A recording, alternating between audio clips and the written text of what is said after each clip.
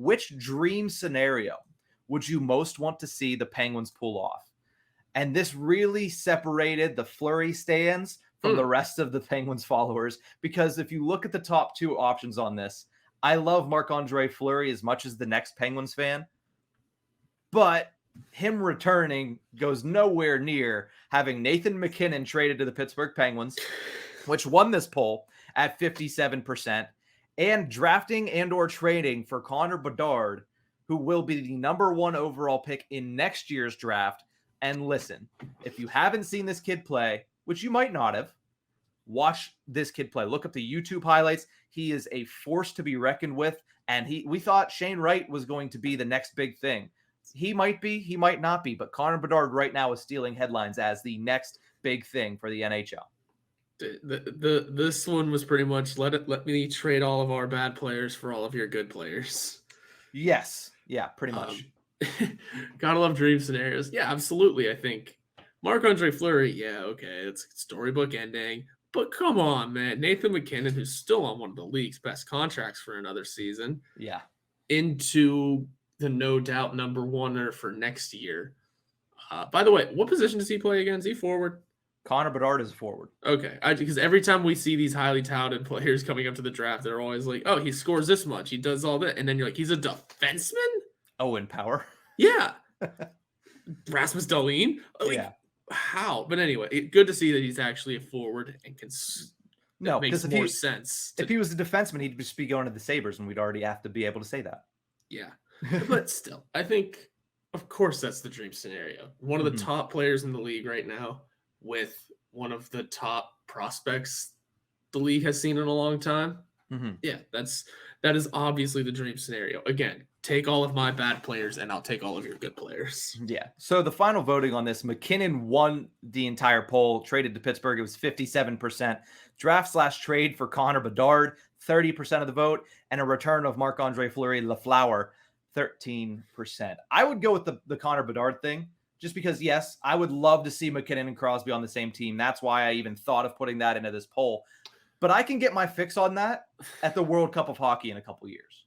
Like, they'll be on the same team then, and that'll be enough for me. But Connor Bedard is 18 years old. I know it's magic beans because every draft pick is. That's as sure thing as you're going to get since, like, McDavid, I feel like. That's how people are talking about it. Yeah. Get the 18-year-old stud, and then you can start over and just pass the torch. Lemieux to Crosby, Crosby to Bedard, Bedard to my nephew, Brody Mock, in 18 years. That's just keep passing that torch. I like the idea of Crosby and MacKinnon sharing a team, but by God, I bet that's hell to play with. You better be in line, because if not, listen, no carbs, nope, no drinking, no doing anything in the public.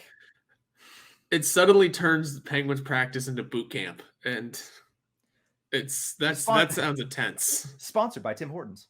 Yeah. Yes, but that sounds a little intense. So I'm from a fan's perspective, watching those games is a ton of fun. From a player, and probably playing games with them is a ton of fun. Listen, people can say that, but like, come on. But is it really that bad? I don't know. Whenever now the stories keep coming out that Crosby is saying that, yeah, McKinnon's just as intense as I am, and he has been for a long time. It's a little frightening. Whenever a 17-year-old Nathan MacKinnon is telling already Stanley Cup champion Sidney Crosby to get your head up, I think, or wake up, whatever he said. Yeah, that guy's intense. And we know Crosby's just as intense. So that's a fun team to watch. Probably hell to play with. Probably a ton of fun to play with at the same time, but the best sort of hell. Listen, Cole Harbor, Nova Scotia, forges animals. Apparently. Absolute machines, and nothing less. Just machine after machine. 4 Stanley Cups amongst the two of them. Crosby, of course, doing the majority of the legwork on that one. But no, I still stick with Bedard, and I'd like to see Fleury back, and I know the door is still open for that this offseason for the Pittsburgh Penguins, and I know you don't want to see it. No, not one bit. But listen, if he comes in on a $1 million deal, would you not be excited to have at least that talented of a player for $1 million? If he's fully willing to accept being back up here again.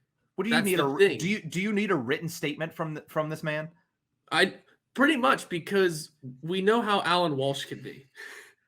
We know how Alan Walsh can be. I don't need to see a sword with a Penguin uniform. And again, everyone is aware. Every pundit has said that Fleury still has the ability to be a starting goalie. Yeah. That being said, he is within reach of second all time. If you were Marc-Andre Fleury and you are hearing that you still have and believe in yourself that you still have the ability to be a starting goalie in the league, why not be the starting goalie for a season, 2 seasons, and hit one of the biggest marks in this league?